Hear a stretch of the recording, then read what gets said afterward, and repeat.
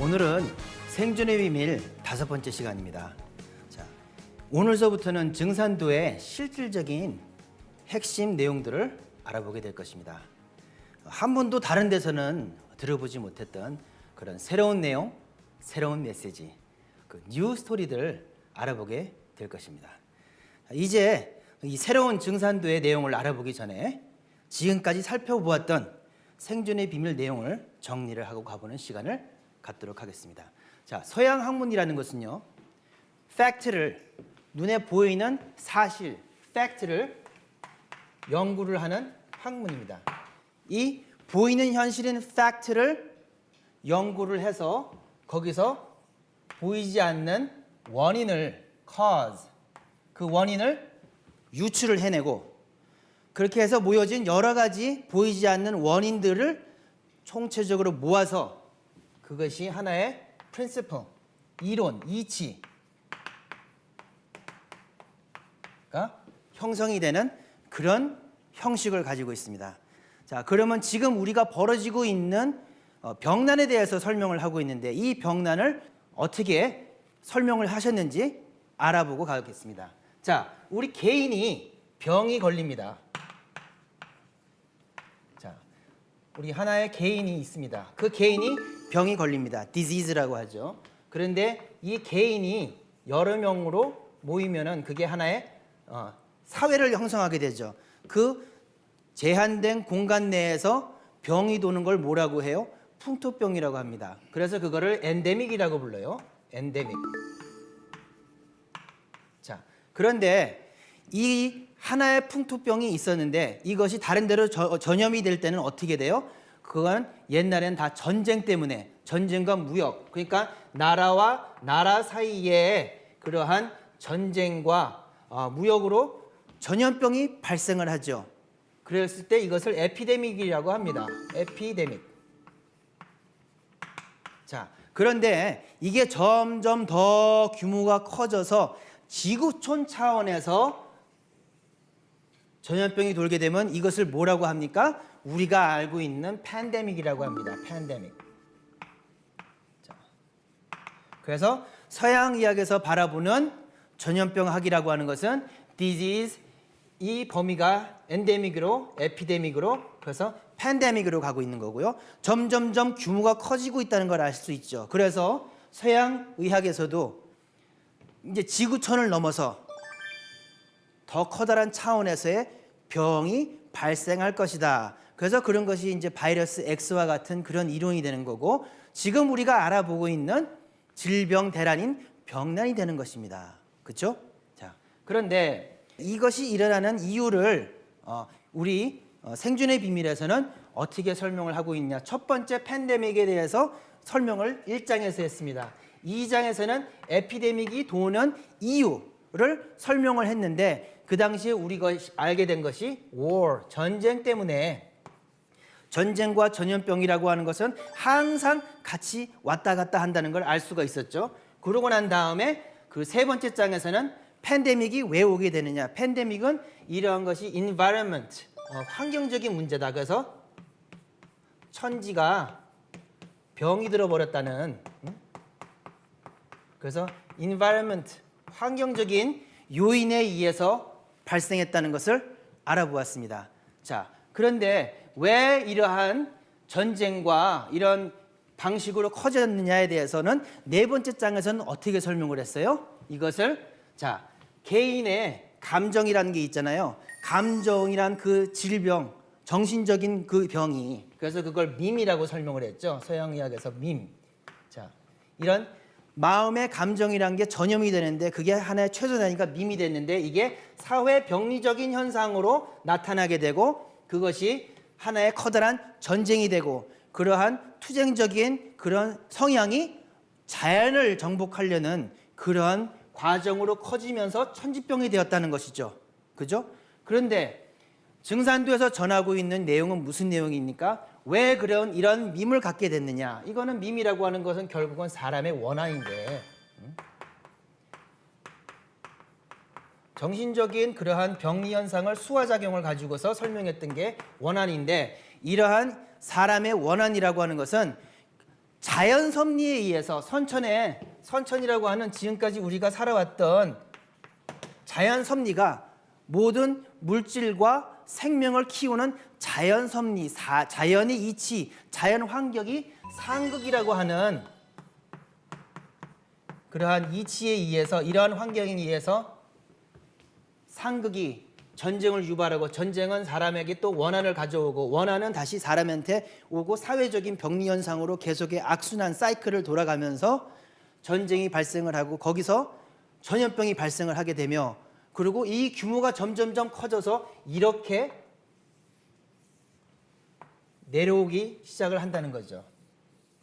그래서 점점점 커다란 문제로 커져가고 있다. 그래서 지금까지 우리가 살아온 그 과정을 올드 스토리가 할 수 있겠죠. 이렇게 정리를 했습니다. 왜 우리는 이런 과정을 거칠 수밖에 없었냐? 앞으로 병난이 오는 건 왜 그러느냐? 이건 필연적인 과정이다라는 것을 설명을 해주셨습니다. 자, 오늘서부터는 뉴 스토리, 새로운 증산도에서 전하는 이 뉴 스토리는 누구의 뉴 스토리가 되겠습니까? 이 뉴 스토리는 올드 스토리, 뉴 스토리. 이것은 140여 년 전 이 땅에 인간으로 오신 증산 상지님께서 전하시는 뉴 스토리가 되는 것입니다. 자, 이 상지님의 뉴 스토리는 어디서 확인해 볼 수 있어요? 바로 증산도의 경전인 도전에서 확인해 볼 수 있습니다.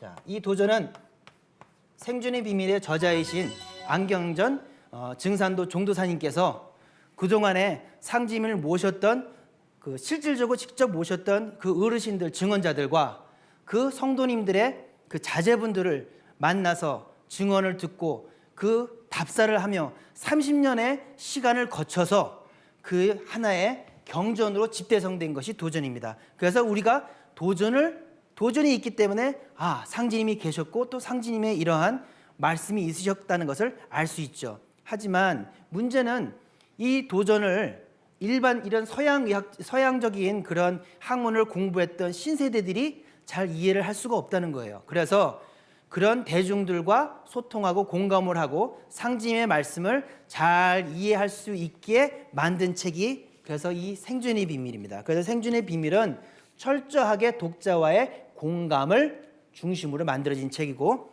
결국은 상지님께서 말씀하시는 이 생존, 이 문제에 대해서 알아보게 되는 것입니다. 자, 그러면 이제 생존의 비밀 진도를 좀 나가보도록 할까요? 자, 지금까지 올드 스토리를 정리를 하고 이제 뉴 스토리로 가는 그 과정을 설명을 드렸습니다. 자, 병은 천지에서 온다. 자, 그러면서 시작이 되는 것은 선천의 상극의 천지 이법에 의해서 발생하는 이 문제에 대해서 우리 인류가 안고 있는 그 한계 상황을 가장 잘 보여주고 있는 사례를 들었습니다. 그것은 뭐냐면 머더 테레사. 한평생을 인도 캘커타에서 가난하고 병든 사람들을 위해서 봉사를 하셨던 그분이 가졌던 번뇌와 고민, 한평생 봉사를 하셨는데 너무나도 힘드셨던 거예요. 현실 상황이. 그래서 과연 신이 있는지, 하느님이 있다는 것을 나는 믿을 수가 없습니다. 어둠, 냉랭함, 공허의 현실이 너무도 커서 제 영혼에는 아무것도 느껴지고 있지 않습니다. 자, 이 고민은요, 비단 머더 테레사의 문제가 아닙니다. WHO나 이 보건 쪽으로 또는 인류의 이 미래를 걱정을 하는 그런 분야 쪽에서 일하는 모든 사람들이 갖고 있는 고뇌예요. 개인적으로 할 수 있는 범위를 넘어섰다는 거예요. 이거는 홍수와 대지진이 발생한 곳에서 사람이 태어났어요. 그러면은 그 사람은 그냥 그 환경에 주어지는 거예요. 어떻게 해볼 도리가 없는 거예요. 화산이 폭발하고 물이 없는 사막에서 태어났어요. 그리고 또 인도처럼 율법이 완전히 자리 잡고 있어서 거기서 가난하게 태어났어요. 수두라로 태어났어요. 그러면 그거는 사람이 어떻게 착하고 못되고 어떻게 마음을 갖느냐 이 문제가 아니고 시스템적인 문제, 환경적인 문제가 돼버린다는 거예요. 그래서 머더 테레사의 고민은 Life is not fair. 세상이 공평하지가 않아요. 그런데 그게 왜 그래요? 바로 선천이라고 하는 것은 상극의 우주기 때문에. 그래서 지금에 있는 문제라고 하는 것은 이러한 환경적인 문제라는 거예요. 자비나 희생, 봉사만으로는 해결될 수 있는 문제가 아니라는 거예요. 이게 사람이 타락해서 죄업 때문에 일어나는 일이 아닙니다. 실질적으로 우리가 지금 겪고 있는 문제는 모든 문제는 대부분 생존 환경에서 오는 것인데 그걸 너무 무시했다. 그렇거든요. 그래서 마치 어항 속에 금붕어가 2마리가 있어요. 자, 생존의 비밀 1부에서도 나온 3부에서도 나온 얘기인데요. 자, 어항 속에 금붕어가 2마리가 있어요. 그런데 물이 썩었어요. 물이 썩은 상황에서는 금붕어가 누구를 믿든 뭐 어떻게 행동을 하건 간에 물이 썩어서 생기는 병이란 말이에요. 그런데 그 금붕어에다 대고 너는 왜 안 좋은 음식을 먹어서 다이어트를 못 해가지고 이렇게 네 건강을 망쳤니? 이라든지 너는 왜 마음을 그렇게 삐딱하게 먹어가지고 왜 네가 병이 들었니라고 물어보는 거하고 똑같은 거예요. 문제는 그게 아니죠. 물을 갈아야죠. 어항에 물을 갈아야죠. 그 금붕어한테 책임을 물어볼 게 아니고 이거는 이 환경을 바꿔야 되는 겁니다.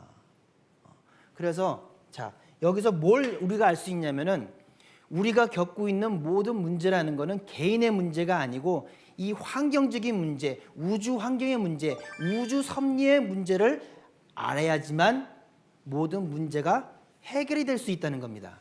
이 안목을 갖고서 봐야지 지금의 문제들이 해결이 된다는 거죠. 자, 근데 모든 근원은 바로 인간이 태어나고 살아가는 생존 환경, 즉 대자연의 질서 속에 있다. 그런데 증산도에서 전하고 있는 내용은 무엇이냐? 어떤 새로운 메시지를 전하고 있느냐? 지금까지와는, 지금 우리가 알아봤던 이 문제와는 다른 새로운 문제가 있다는 거예요.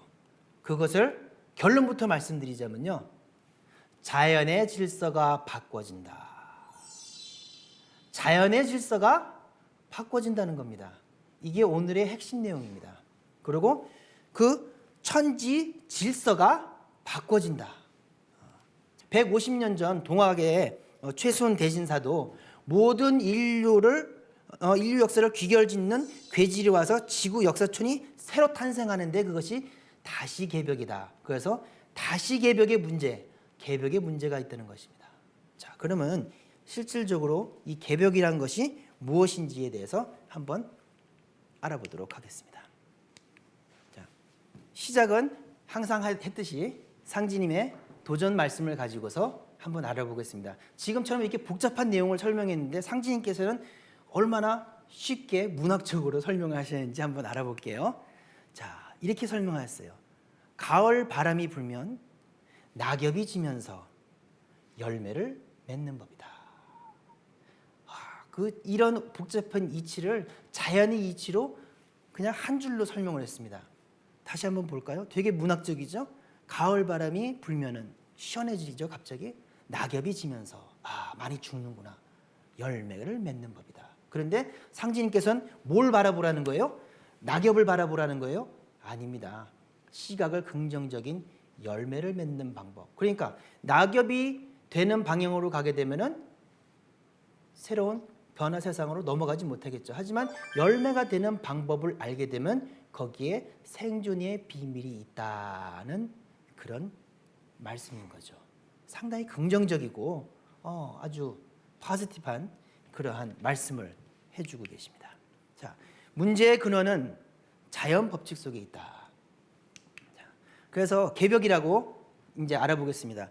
개벽은 10개자 10벽자입니다. 그래서 1000개, 하늘이 열리고 지벽, 땅이 열린다는 뜻이에요. 그러니까는 뭐냐면은 영어로 어떻게 번역하면 opening of a new dimension. 자, 새로운 차원이 열린다는 거예요. 그냥 새로운 하늘과 새로운 땅이 열린다는 그런 개념을 넘어서서 새로운 디멘션, 새로운 시간과 공간이 열린다. 자, 물리학적으로는 새로운 시공이 열린다는 것은, 시공이 바뀐다는 것은 물질이 바뀐다는 겁니다.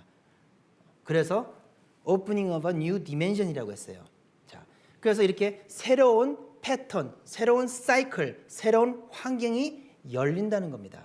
자, 이 개벽이란 단어에는 또 무슨 뜻이 들어가 있냐면은 음양의 변화다. 그러니까 음이라는 곳에서 양이라는 시기가 새롭게 열리고 양이라는 시기에서 음이 새롭게 열리고 그래서 결국은 개벽은 뭘 뜻하냐면은 음양의 변화다. 변화와 사이클에 대해서 설명을 하고 있습니다. 자, 그리고 우리가 실질적으로 개벽을 쉽게 생각할 수 있어요. 자, 지구가 한 바퀴를 돕니다. 지구가 한 바퀴를 도는 걸 뭐라고 해요? 자전이라고 해요. 자전을 하게 되면은 어떻게 돼요? 낮과 밤이 형성되죠. 그런 새로운 다른 패턴이 서로 다른 패턴이 발생을 하고 낮이 열리고 밤이 열리고 그런 개벽 현상으로 돌아가게 되는 거죠. 그죠? 또 지구가 공전을 합니다. 한 바퀴를 360도를 또 이제 그 태양을 중심으로 공전을 해요. 그러면 어떻게 돼요? 패턴이 간단하게 낮과 밤의 패턴이 아니고 좀 더 세분화돼서 봄, 여름, 가을, 겨울의 패턴으로 가죠. 그래서 봄이 열리고 여름이 열리고 가을이 열리고 겨울이 열리고 그래서 열린다는 종말이 끝난다는 개념이 아니고 포지티브 종말은 부정적이죠. 좀 끝난다. 이건 포지티브한 새롭게 열린다. 자, 그러면은 그러한 그 공전보다도 더 커다란 주기로 지구의 축이 움직이게 되게 되면은 또 그보다 더 커다란 그런 그 사이클과 그런 패턴이 다시 나오게 됩니다. 그것이 오늘 우리가 얘기하게 될 우주 1년 이야기가 되는 것입니다.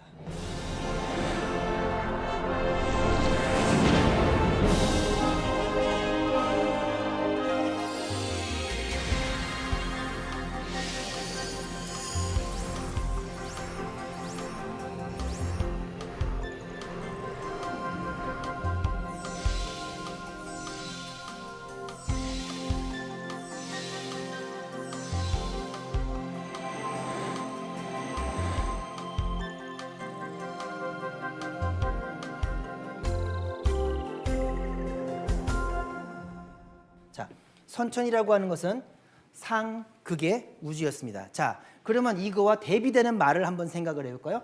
먼저 선자의 반대가 되는 말은 뭐죠? 뒤후, 그렇죠? 그러면 그 다음은 후천이 되겠구나, 그렇죠? 후천.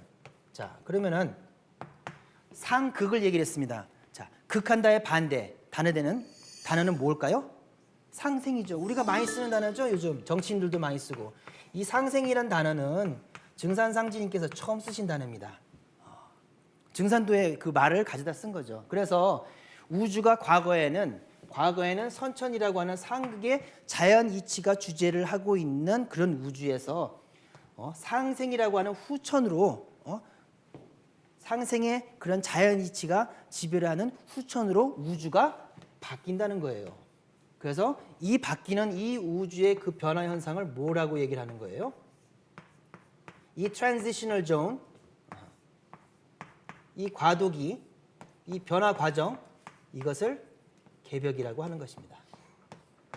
그리고 이러한 전체적인 내용을 전체를 다 설명을 하는 것이 바로 우리가 알아보게 될 우주 1년.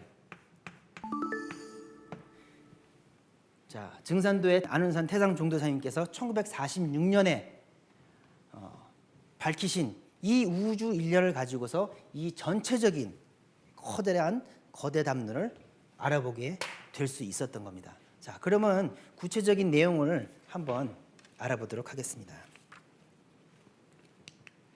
자, 여기 어르신께서 신성께서 노루한테 얘기를 합니다. 자, 봐라.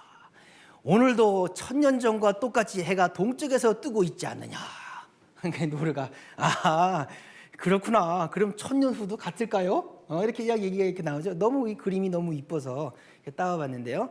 자, 이거를 상지님께서는 어떤 패턴으로 얘기하시냐? 우주에는 생, 장, 염, 장의 그런 패턴이 있다. 생은 태어나고, 장은 자라나고, 염은 수렴하고, 장은 감춰지는. 그래서 나는 생장, 염장 4일을 쓰느니 곧 무의이환이라라는 말씀을 하시는데요. 요 안에 우주 일련의 모든 비밀이 다 들어가 있는 겁니다. 자, 한번 볼까요? 하루를 봤더니 자축인묘 진사 오미 신유 술해에서 12개로 그 시간을 나누었죠. 예, 12개로 나누었습니다. 예. 그렇게 하루를 보게 되면은 낮에 아침에 이제 우리가 이제 죽었다가 일어나죠. 이게 잠자는 게 죽은 거죠, 뭐 이렇게 죽었다가 이제 일어납니다. 이렇게 생. 그래서 아이고 잘 잤다. 그러고 이제는 직장을 나가죠. 그래서 장. 그리고 직장에 가가지고 이제 부장님이 차트 집어 던지고 거기서 또 뭐 한다고 해서 그냥 막 분열 발전하고 점심 먹고 난 다음에 또 회의하고 사람들 만나기 위해서 바이어들 만나기 위해서 뛰어다니고 막 그래요. 그러다가 저녁이 돼서 이제 딱 보면 5시가 되면은 그냥 맨날 시계만 보죠. 5시가 되기도 하고 7시가 되기도 하고. 그러면 이제 칼퇴근 땅 해요. 땡 하면은 이제 우리가 집에 갈 때는 어떻게 가요? 아이고 힘들어. 이게 수렴이 돼가지고. 그리고 이제 집에 가가지고 이제 저녁을 먹고 이제 그냥 그 몸 좀 씻고 난 다음에 어떻게 돼요? 이렇게 조용히 가서 이렇게 죽습니다. 이렇게 자죠. 이렇게. 그래서 보면은 패턴이 크게 보면 두 가지 패턴이죠. 이렇게 활동하는 패턴과 쉬는 패턴, 양적인 패턴과 음적인 패턴 그렇게 나오죠. 아, 이런 패턴이 있구나, 사이클이 있구나. 아, 이 패턴과 사이클만 알면 되는구나. 그러면 전 모두에 있는 우주에 다 적용이 될 수 있겠구나. 자, 그러면 한번 적용을 해보는 거예요. 그러면 1년에다 적용을 해보는 거예요. 공전하는 이 지구를 봤는데 이 지구도 공전하는 그 시기를 1년을 12로 나누는 거죠. 그죠? 12로 또 나눕니다. 자축인묘 진사오미 신유수레로 해서 나오는데 자월은 11월 음력 11월이 되고 축월은 음력 12월이 되고 인월이 음력 1월이 되는 거예요. 우리 동양적인 사상으로도 보면 인묘진월이 봄의 시간이 되고 그리고 사오미가 어떻게 돼요? 여름의 계절을 얘기를 해요. 그리고 신유술은 가을의 시기가 되는 거죠. 그리고 해자축은 어떻게 돼요? 겨울의 시기가 되는 거예요. 우리가 봄에 갑자기 다 죽어있던 생명이 없는 그런 맨 바닥에 갑자기 그냥 볼록 하고 이게 뭐가 나와요. 그죠? 씨앗이 나오죠? 자, 뿅 하고 나와요. 그죠? 그래서 이 모습을 보고는 나무목 이렇게. 그러니까 나무목이라고 했을 때는 나무를 상징하는 거지만 이것은 봄을 상징해요. 자, 그리고 기온이 활활 올라요. 그냥 이렇게 여름철. 이렇게. 기온이 분열이 돼요. 이 시기를 뭐라고 봐야 돼요? 아, 불이라 썼지만 이건 여름을 상징하는 거죠. 자, 그리고 완전함이 있는데 기온이 응축돼요. 그래서 금이라고 적었어요. 하지만 이건 뭘 뜻해요? 가을을 뜻하죠. 그죠? 그리고 자, 물이 기준점이 있는데 어떤 기준점으로 모든 게 다 응축을 해요. 물질적으로 보니까 물이네. 그런데 물수라 썼지만 뭐라고 인식을 해야 돼요? 겨울이라고 인식을 하는 거예요. 그래서 재밌는 거는요. 이제 보세요. 자, 나무가 뽕 하고 튀어나왔어요. 이거는 마치 스프링을 눌렀다가 탁 놓으면 확 튀어오르는 것 같아요. 그래서 서양에서는 봄을 뭐라고 해요? 스프링. 너무나 간단하네요. 그죠? 아니, 동양 사람하고 서양 사람하고 같이 모여가지고 단판을 지어가지고 자, 우리 봄은 나무 목이라고 쓰고 스프링이라고 같이 합시다. 뭐 이렇게 한 건 알 거 아니에요? 근데 왜 이게 이렇게 똑같은 내용들이 나올까요? 그거는 프랙탈 이론, 그런 주기, 사이클, 패턴. 그 패턴이니까 보는 눈의 색깔은 우리는 고동색이고 그쪽은 푸른색이었지만 보는 현상은 똑같거든요. 그러니까 설명이 똑같죠. 자, summer. 여름은 summer잖아요. summer는 뭐예요? summer는 라틴어로 이건 수무르. 이거는 어디서 나오면은 이게 sun이란 단어에서 나온 거예요. 태양이란 단어에서 나온 거예요. 자, 그리고 가을은 뭐라고 해요? 가을은 fall. 떨어진다. 수렴한다. 열매가 뚝 하고 떨어져요. 그죠? fall. 자, 그 겨울은 뭐라고 해요? winter. 자, winter의 그 라틴어 어원이 뭔지 아세요? water. 물이에요. 와, 이거 참 희한하죠? 갖다 맞춘 것 같기도 하고. 그런데 자연의 이치가 그렇기 때문에 바라보는 그 현상에 대해서 설명하는 방식도 똑같을 수밖에 없었던 거예요. 그죠? 네. 쉽습니다. 조금 더 키워볼까요? 야, 이거 자연에는 성립이 되는 것 같은데 과연 사람한테도 성립이 될까? 자, 그러면 사람의 인생을 가지고 보자고요. 하나의 커다랗게 통으로. 자, 아기가 응애 하고 태어났어요. 없던 곳에서 갑자기 아기가 태어났어요. 그 애가 이렇게 막 무럭무럭 자라요. 그냥 이렇게 커요. 그리고 이제 아빠, 엄마 하면서 이제 반항도 하고, 그냥 친구들 만난다고 막 나가고 막 이제 해서 그냥 뭐 여러 가지 그렇죠? 크는 거죠. 그러다가 부부가 만나서 결혼을 해요. 결혼을 하고 자식을 가져요. 우리 보면 그런 얘기 있어요. 아무리 와일드한 남자라도 자식 새끼가 생기면 다리에 힘이 빠진다. 그런 얘기가 있어요. 자식이 생기면서 키도 줄어요. 실제로 제가 예전에 어렸을 적에는 키가 168이었는데 믿어지지 않으시겠지만 지금 재보면 166, 165 이렇게 줄어요. 이게 수렴합니다. 어쩔 수가 없어요. 천지이치가 그래요. 그죠? 그리고 나이가 더 들어가지고는 이렇게 피부도 이렇게 탱탱하게 이렇게 막 올랐다가 피부가 쭈글쭈글해지면서 그냥 이렇게 다 이렇게 늙는 건 너무 괴로워요. 나이 들어 보니까 정말 늙는 건 괴로운데 그게 천지이법이에요. 그래서 쭈글쭈글해지면서 그리고 죽어요. 그러지만 어떻게 해요? 나는 누굴 통해서 살아요? 그 열매가 다시 생장염장으로 자라면서 나는 조상이 돼서 심령이 돼서 내 자손과 함께 사는 거예요. 근데 자손이 없어요. 어떻게 해요? 그죠? 그래서 우주 원리에 있어서 가장 중요한 부분은 어디를 봐야 돼요? 열매를 봐야 됩니다. 열매에 생존의 비밀이 있습니다. 자, 그런데 이런 패턴이 우리가 지금까지 알아봤어요. 작은 것부터 하루에서부터 우리 1년을 해서 우리의 인생, 그런데 이보다도 더 커다란 주기가 있었으니 이것이 바로 우주 1년입니다. 이것이 증산도에서 전하는 새로운 메시지, 뉴 스토리가 되는 것입니다. 그래서 증산도가 전하는 우주 변화 원리, 아까 표현했던 것을 이렇게 도표를 그린 거죠. 봄, 여름, 가을, 겨울. 선천개벽은 뭐예요? 우주의 봄이 열리는 시기가 선천개벽이에요. opening of a new spring. 이거예요. 아주 쉬워요. 그냥 봄이 열렸어요. 그게 선천개벽이에요. 그럼 후천개벽은 뭐예요? 후천개벽은 opening of the fall. 가을이 열린 거예요. 되게 쉽죠? 그렇습니다. 가을이 열리는 겁니다. 자, 여기에 모든 내용이 있고 모든 화두가 여기 안에 다 들어가 있는 거예요. 그래서 선천개벽과 후천개벽에 우리의 지금 세상을 바라보는 비밀이 숨어 있습니다. 그래서 우주 1년을 이렇게 보자는 거예요. 이제 우주 1년은 뭐냐? 우주의 순환하는 시간 주기인데, 사이클과 패턴인데, 어떤 패턴이냐? 우리 인류 있죠. 인류가 지구에 출몰하는 커다란 주기가 있다. 생장염장의 패턴을 가지고 더 크게 보면은 인류가 나와서 분열, 성장, 발전하는 걸로 보는 그런 주기를 우리가 알 수 있다. 야, 신비하잖아요. 그런데 재밌는 이론이 있어요. 우리가 다윈의 진화론을 얘기하잖아요. 다윈의 진화론이 뭐냐면 그 진화는 그냥 연속선상으로 쭉 해가지고 피카츄 트랜스포메이션 하듯이 우악 하면서 이제 아무 때나 시도 때도 없이 그냥 확 바뀌는 거예요. 그러면서 계속 바뀌는 걸로 알고 있었는데, 근데 슈퍼컴퓨터가 나오면서 수많은 데이터베이스가 총 집합이 돼서 통계를 쫙 돌려보니까 연속이 아니네라는 그런 결론이 나오게 된 거예요. 자, 그래서 여기를 보게 되면 다윈의 점진적 진화론을 뒤엎은 하버드 대학의 S.J. 굴드 교수는 생물 화석을 조사한 결과 자연계의 생물 종들이 일정한 시간이 되면 지구상에 폭발적으로 나타난다.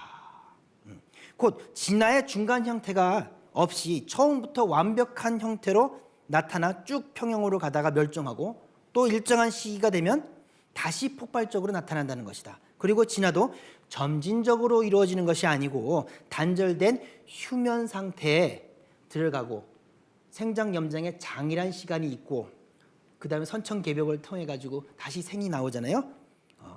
어느 순간에 갑자기 다른 종으로 발전돼서 나온다.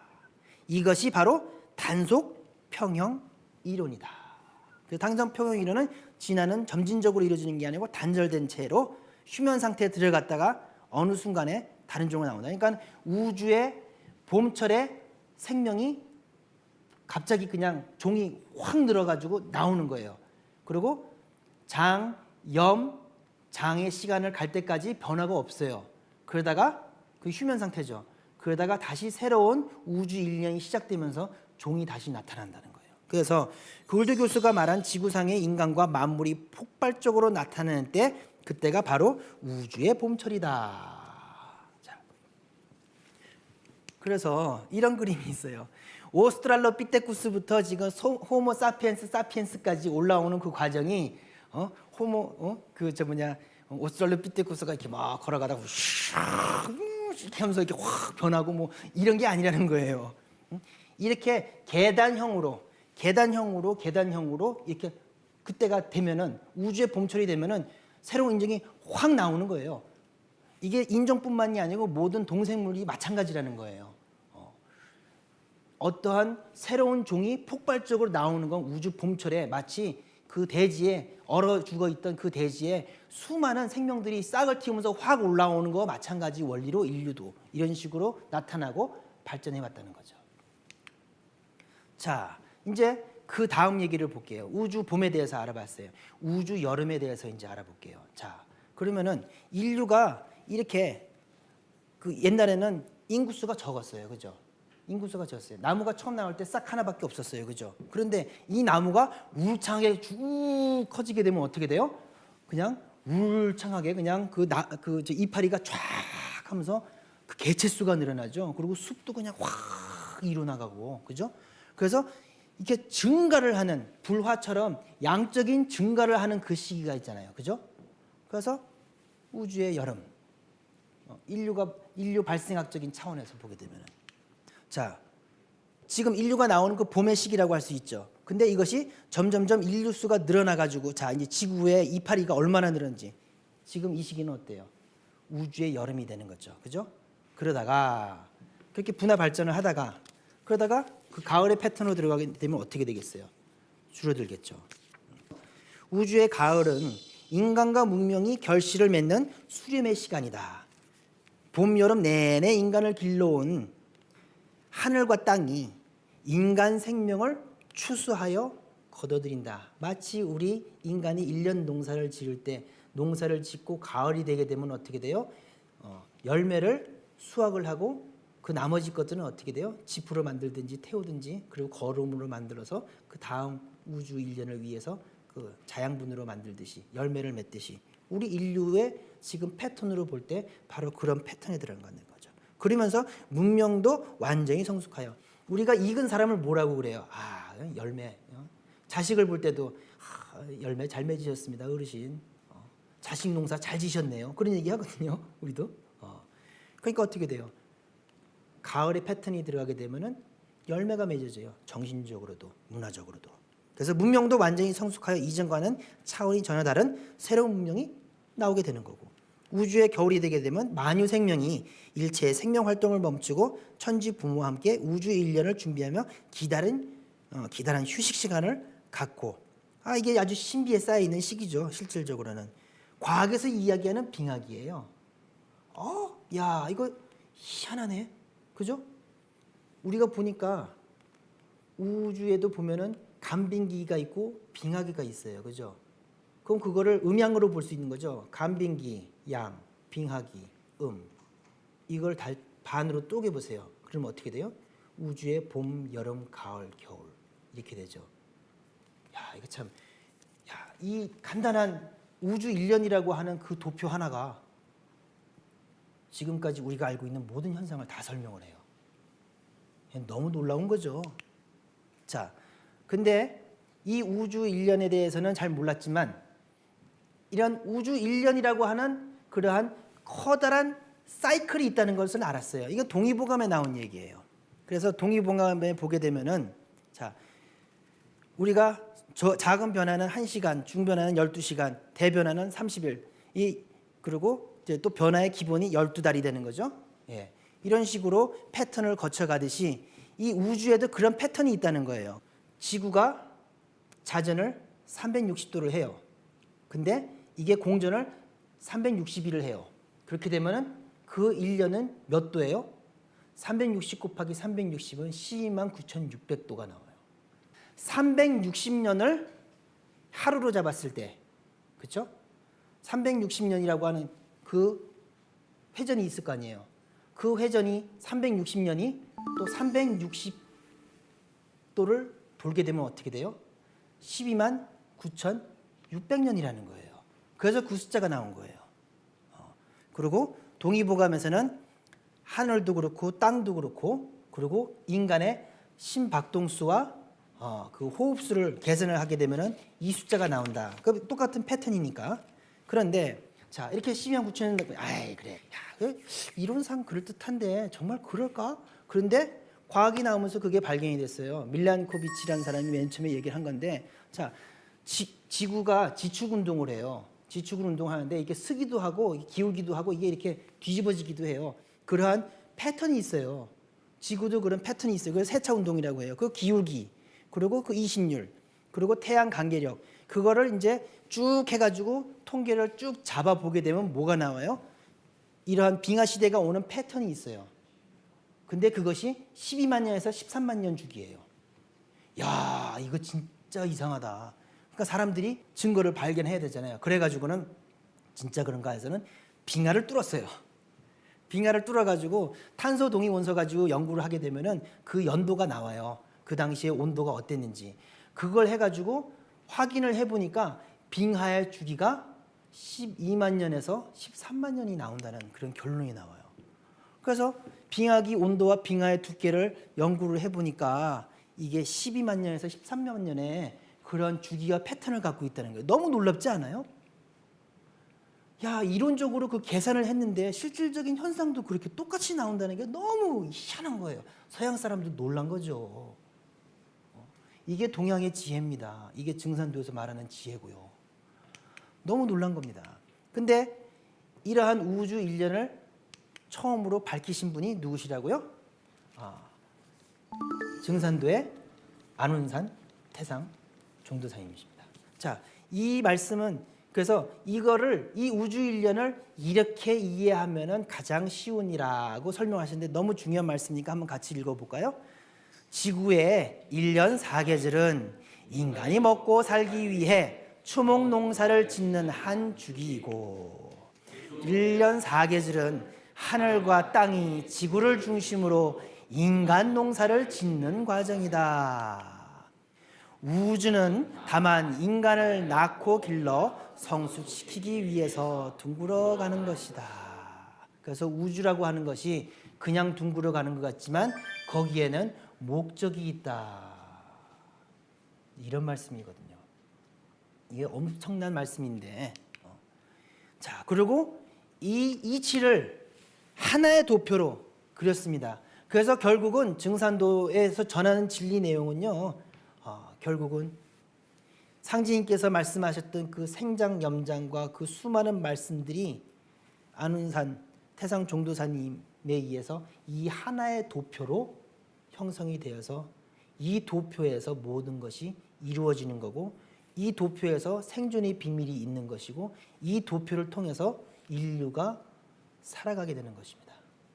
그렇게 소중한 그런 도표인데 1946년 그때 이 도표를 그려주시게 되면서 우리 인류가 우주에도 우주 일련이 있고 그런 패턴이 있고 사이클이 있고 그리고 우리가 이걸 통해서 이 달력을 통해서 우리가 어느 시기에 살고 있는지까지도 알게 되고 그래서 우리가 어떻게 대비를 해야 되는구나 하는 것까지 알게 된 겁니다.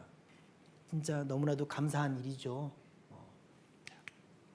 근데 자 우리가 아까 선천개벽과 후천개벽이라고 얘기를 했어요. 그래서 선천개벽은 뭐예요? 자 여기서 이렇게 그려보게 되면은 트랜지셔널 존이 있다는 거예요. 자 목화 금수는 얘기를 했어요. 그런데 한 가지 얘기를 안 했어요. 자 음양과 뭐라고 해요? 오행이라고 해요. 5가지 엘레멘트가 있다는 거예요. 5가지 엘레멘트. 4가지 엘레멘트를 알아봤는데 fifth element가 있다는 거예요. 그 뭐 저 옛날에 제5원소라고 하는 뭐 영어도 있었는데 그 5번째가 가장 중요한 건데 그거를 토.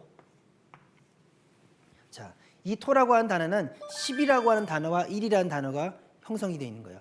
1이라고 하는 건 모든 시작이고 가장 작은 수예요. 그게 1이에요. 근데 분화 발전해서 가장 큰 수가 되면 10이 돼요. 근데 1은 양수고 10은 음수예요.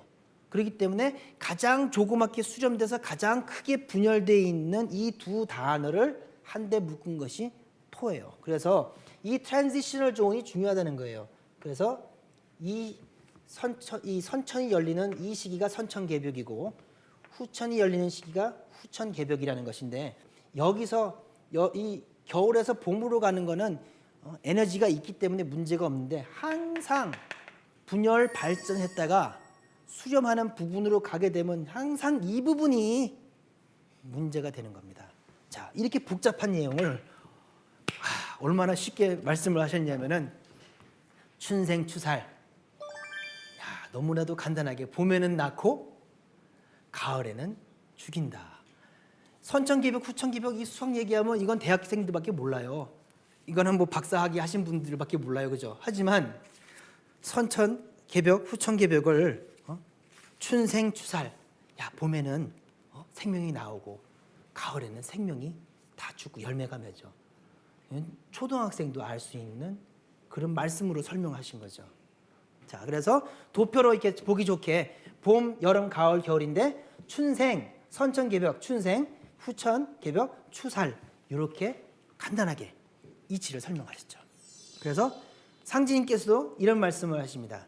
천지의 대덕이라도 천지에 그런 커다란 덕을 베풀어 가지고 생명을 이렇게 낳고 키우고 하는데 그런 대덕이라도 춘생추살의 은희로서 이루어진다. 자, 우리가 난초를 키우잖아요. 또 생물을 키워요. 그러면은 그게 무성해져요. 그러고 나면 무성해지고 나면 갑자기 얘가 시들시들 병들어요. 얘를 살리려면 어떻게 돼요? 가지치기를 해주죠. 가지치기를 해주는 건 뭐예요? 그 나무가 미워서 가지치기 해줘요. 처음 볼 때는 엄마 왜 나무를 죽여? 근데 하시는 말씀이 이렇게 해야 나무가 살아. 그렇죠? 자연의 이 부분 다 죽이기 위해서 추사를 하는 거 아니에요. 살리기 위해서 추사를 하는 겁니다. 그렇죠? 자, 그런데 서양도 이 부분에 대해서 항상 이 부분이 제일 문제다. 그래서 티핑 포인트라는 그런 이론이 있어요. 자, 티핑 포인트는 균형이 깨지는 그 극적인 변화의 시작이 있다라는 뜻이에요. 자, 지금 보면은 지구의 빙하가 사라질 위기에 놓여 있잖아요. 막 더워지고 있어요. 그래서 2004년 남미의 빙하 호수가 갑자기 없어졌는데 이 종잡을 수 없는 이 기후 변화에 대해서 미국의 제임스 한센 박사는 기후 변화의 티핑 포인트가 다가오고 있다. 이렇게 얘기를 하고 있어요. 그러니까 날씨가 점점점 더워지는데 그걸로 끝날 것이냐? 아니라는 거죠. 이미 빙하의 그 사이클과 패턴을 보니까. 그럼 그 사이클과 패턴을 보게 되면 우리가 어디에 와 있는지 알 수 있거든요. 근데 서양 학문을 하는 사람들도 지금 이 시기가 어디에 와 있어요? 인간이 원하든 원하지 않든 간에 우리는 지금 티핑 포인트로 지금 치닫고 있다. 언제 그 기세가 바뀔지 모른다. 언제 극직반이 돼가지고 뒤바뀌어 버릴지 모른다. 이런 얘기를 하는 거예요.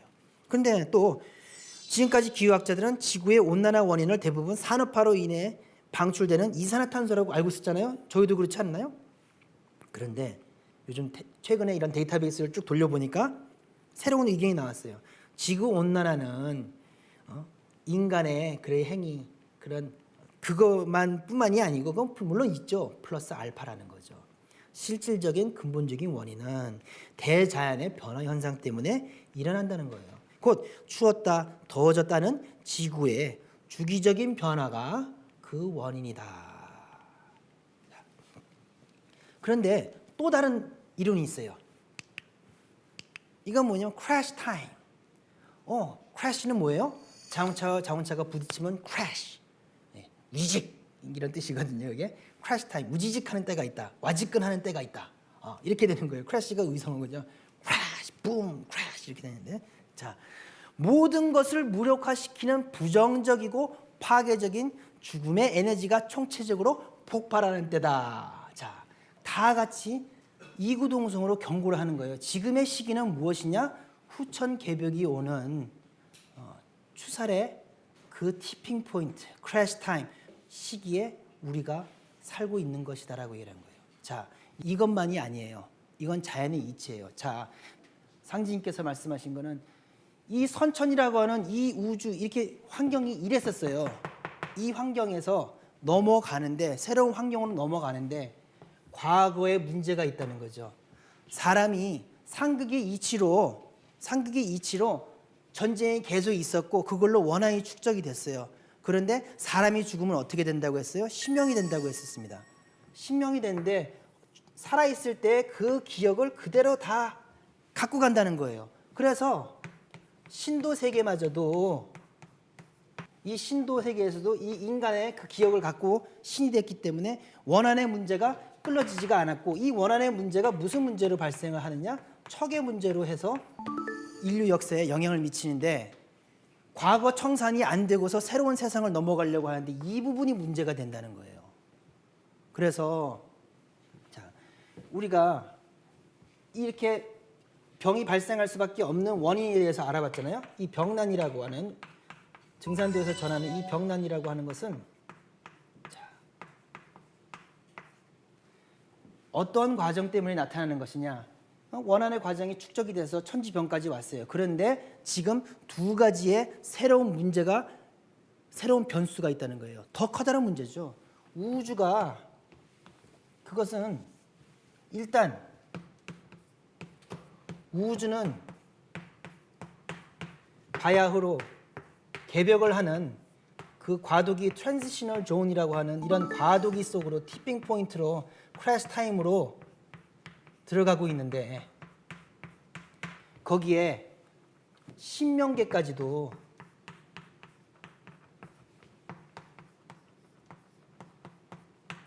신도 세계에서까지 그 원한의 문제가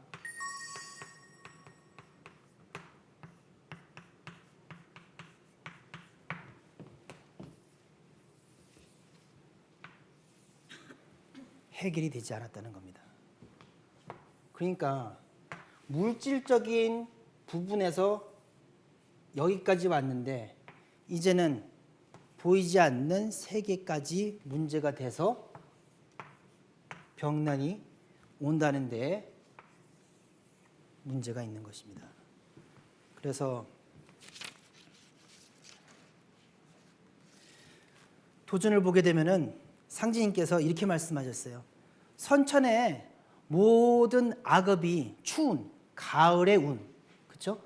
가을의 운 아래 큰 병을 일으키고, 그러니까 병이 일어나는 이유는 결국은 선천에 있었던 그 신명의 원한과 그 악업이에요. 근데 그것이 평상시에도 터질 수 있는데 터지지 않고 그때 일어나는 거는 그러한 가을의 운, 그 트랜지셔널 존, 그 변화의 시기이기 때문에 그게 한꺼번에 폭발된다는 거죠.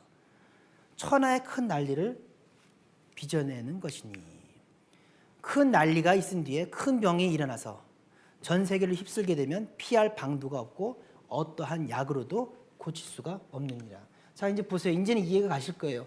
우주적인 차원에서 변화가 오면서 신도가 원한이 폭발을 하는데 그게 약으로 될 수 있을 것 같아요. 이미 그 규모는 지나간 겁니다. 자, 이걸 조금 정리해서 좀 이해할 수 있게 그 바이오 테크놀로지 만드는 그런 이제 분을 어떻게 만났어요. 만나서 이제 같이 얘기를 담소를 했는데 이제 물어봤어요. 그 바이오텍에 있으니까 하시는 일이 뭐예요? 그래서 미생물 키워요. 오, 그래요? 뭐 어떻게 되는 건데요? 그랬더니 그 회사가 했던 거는 뭐냐면은 석유가 이제 배를 타고 이제 석유를 이제 갖고 오는데 배가 이게 쪼개졌어요. 그러면 그게 이제 바닷물로 흘러가잖아요. 안면도 사태 있잖아요, 그냥. 그렇게 되면은 그거를 걷어낼 방법이 없잖아요. 그때 석유를 먹는 박테리아를 개발한 거예요, 그 회사에서. 야, 시기만 맞으면 대박인데 너무 일찍 개발된 거예요. 그런데 그 테크니션이 하는 건 뭐였냐면은 그 박테리아가 석유를 잡아먹는 박테리아 만들기 되게 힘들었잖아요. 얼마나 비싸요, 얼마나 소중해요. 그게 거기에 그 회사에 사활이 다 걸렸는데 그 테크니션이 한 거는 박테리아를 키워가지고 요 정점 있잖아요. 파퓰레이션 크래시가 일어나지 않는 그 상태를 유지를 하는 거예요. 그리고 이제 만약에 이 터졌어요. 박테리아 좀 많이 보내주세요 했을 때 그거를 최대한 많이 만들어내야 그게 다 돈이잖아요. 그러니까 이 지점을 잘 유지를 하고 파퓰레이션 크래시가 일어나지 않게끔 하는 게 그 사람의 역할이었어요. 그런데 파퓰레이션 크래시가 언제 올지 몰라요. 그래서 그분이 그 얘기 하시더라고요. 아유, 그냥 보다가 너무 긴 시간이니까 새벽에 뭐 이렇게 파퓰레이션 크래시가 새벽에 3시 올지 5시 올지 그거 모르잖아요. 그러니까 기다리다가 아우 힘들어 해가지고 나가서 담배 피고 딱 들어와서 보면은 벌써 그 현상이 이루어지고 있다는 거예요. 그 한순간에 이루어진다는 거죠.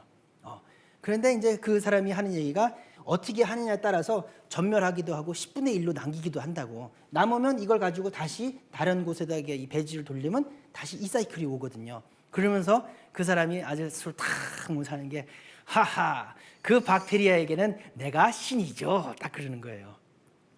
그래서 그 얘기를 했어요. 오케이. 자, 그러면 내가 하나 얘기를 들어볼 테니까 얘기를 해볼 테니까 거기에 대한 대답을 해보라고. 자, 우리 지구라고 하는 초콜릿 아가 배지가 있는데 그 위에 인간 미생물들이 살고 있습니다. 그러면은 선생님께서는 지금 어느 시기에 우리가 와 있다고 생각하세요? 저도 그런 표정은 처음 봤어요. 머리에서 천둥 소리가 들렸나 봐요. 갑자기 얼굴이 확 사색이 된 거예요. 그러면서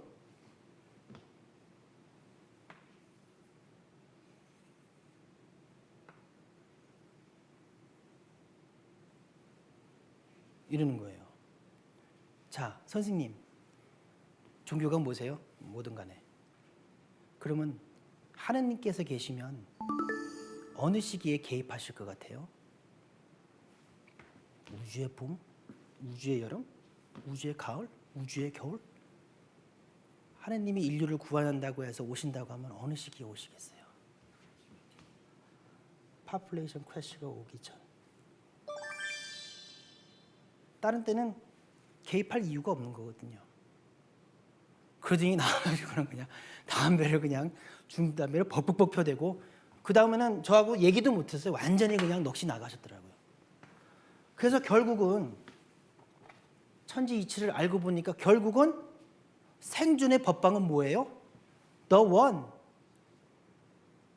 우주의 통치자 하느님이 오셔야 되는 문제만이 남는 겁니다. 그래서 상제님의 문제가 나오게 되는 거죠. 그리고 지금 우리는 지금까지 뭘 알아봤냐면 상제님의 생존에 관한 뉴 스토리를 알아본 것입니다. 이제 정리를 해보도록 하겠습니다. 생존의 비밀 맨 마지막 2부 2장의 맨 마지막에 나와 있는 말씀인데 한번 읽어보도록 하겠습니다. 자, 질병 대란은 대자연의 시간이 여름에서 가을로 들어서는 변화 속에서 오는 병이다. 가을 개벽으로 대자연과 문명의 틀이 완전히 바뀌고 전 인류는 한 사람도 예외 없이 생명줄이 끊어진다. 이때는 오직 이 우주의 질서를 맡아 다스리시는 그 한 분이 오셔야 한다. 그래서 그분이 누구며 어떻게 질병 대란에서 세상을 건지고 구원의 역사를 펼치셨는지 그 장대한 이야기는 다음 시간에 알아보도록 하겠습니다. 감사합니다.